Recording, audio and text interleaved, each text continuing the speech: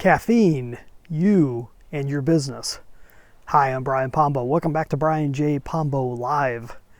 Today I wanted to talk with you from a kind of a different setting, just trying something a little bit different. Being that the weather's changed, our smoke in this area has calmed down. It's currently September of 2020, and we've gone through quite a hassle of probably good 2-3 weeks of really harsh smoke and wildfires. Nothing too close to here. We've been saved from that, but it was tough being outside. You know, hazardous, unhealthy, and everything else. So, done with that. Hopefully, fingers crossed, everything's going to be taken care of from here on out with a more wetter weather and a lot cooler temperatures. So that makes it a lot tougher for fire to go crazy. Let's talk a little bit about caffeine, though, because it has to do with the personal. We talk a lot about principles, strategies, tactics here that help you in your business. And a whole lot of that is your own personal space. And this is a tactic that you can use. And it may border on a strategy also, depending on how you use it. But I've grown up for a very long time, as I mentioned on an earlier video, from a very early age drinking coffee. I was probably a good... I was probably 8 or 9 years old when I started drinking coffee, and not every single day, but started, with a lot of cream and sugar in it, and it tastes like candy. You put enough of that stuff in it, and then as I got older, pretty much drinking black coffee, and then oh, nice, a wasp landed on my arm, and then a little bit later, switching to black coffee, and then back to putting more cream but no sugar, just using some type of sweetener in it. And I've done that for years and years. Lost a bunch of weight a couple years back, about 3 years back. Lost a bunch of weight, but I didn't change my coffee regimen. If anything, I drank more coffee. But the ability to be able to lose weight and keep it off encouraged me to say, well, I wouldn't mind trying other things, because I wouldn't think I'd be able to give up all these. I gave up a lot of carbs and stuff. I wouldn't think I'd be able to give up that stuff before I did, but afterwards it really wasn't that big of a deal, and it's extremely easy not to go back. So I saw a couple of videos online, people discussing giving up caffeine, and most of the time it never really appealed to me, because as I got older, it didn't really affect me. I drink it, and it didn't really do much for me. It's like the only time I'd ever really notice is if I didn't drink it. But if I drank it, I just felt normal. And then I was okay with that, because I like having something warm to drink in the morning. It was no big deal, and the taste didn't bother me like it did when you first try it. And so it was one of those things where I didn't need to give it up, but I said, I wondered that someone was saying, they're more focused and they can do a lot more stuff now that they're no longer hooked on coffee.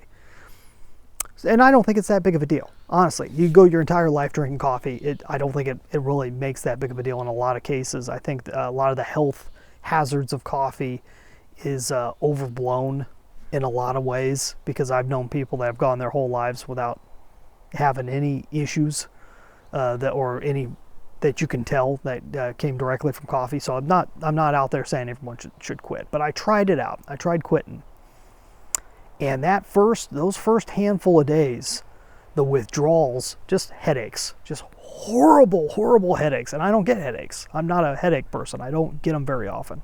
Very unusual. I have to be extremely dehydrated or something like that. And this was one of those things. After that happened, though, there's a couple things I noticed. One thing I noticed was that I wasn't as thirsty.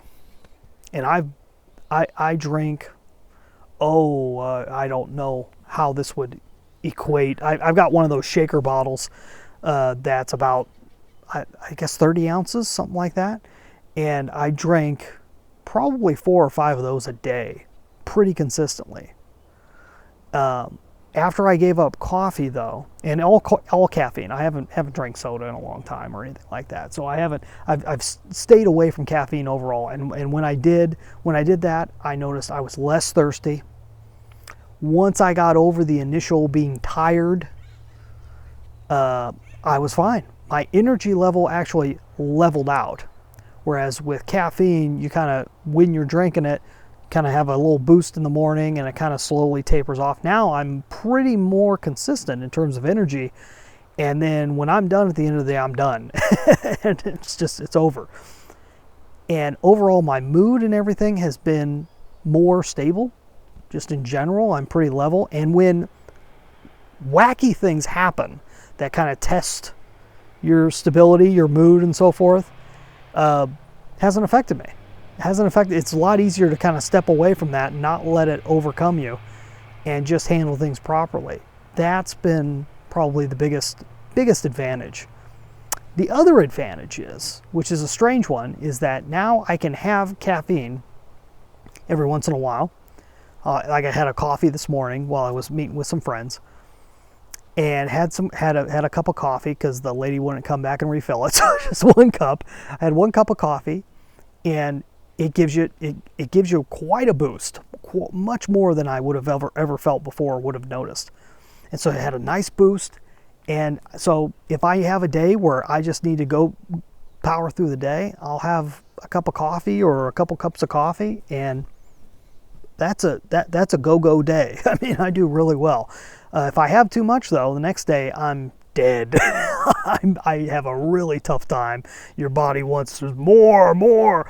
I don't get withdrawals or anything from just one cup. And I'll drink a healthy energy drink and so forth. I have some friends that promote a healthy energy drink, so I'll drink one of those on occasion. And that's not as high a boost as coffee or anything, but it's more powerful because I'm not on it all the time. It has a lot more oomph to it, which is helpful when it's needed. And I don't think it's that damaging if you do it just every once in a while, as long as you don't get hooked to it and you can keep stable. And for me, that's been the biggest pro. I haven't seen a huge change in focus. That hasn't been a big difference for me because I'm not a very focused person, and it's difficult for me to stay focused, and that's been pretty consistent.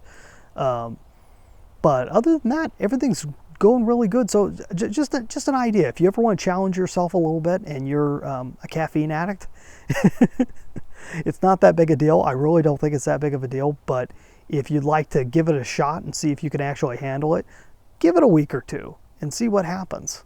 I've been doing it for, I guess, a couple months now or something. I got to go back and look. I think it's been a few months that I've been off of daily caffeine injections.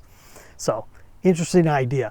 Hey, if you like more interesting ideas for you to be able to use in your business, go check out my book, 9 Ways to Amazon Proof Your Business. So you get a free copy at amazonproofbook.com. We'll be back here tomorrow with another tip. Maybe we'll do a few of these from outside. Who knows? You have a great night. In the meantime, get out there and let the magic happen.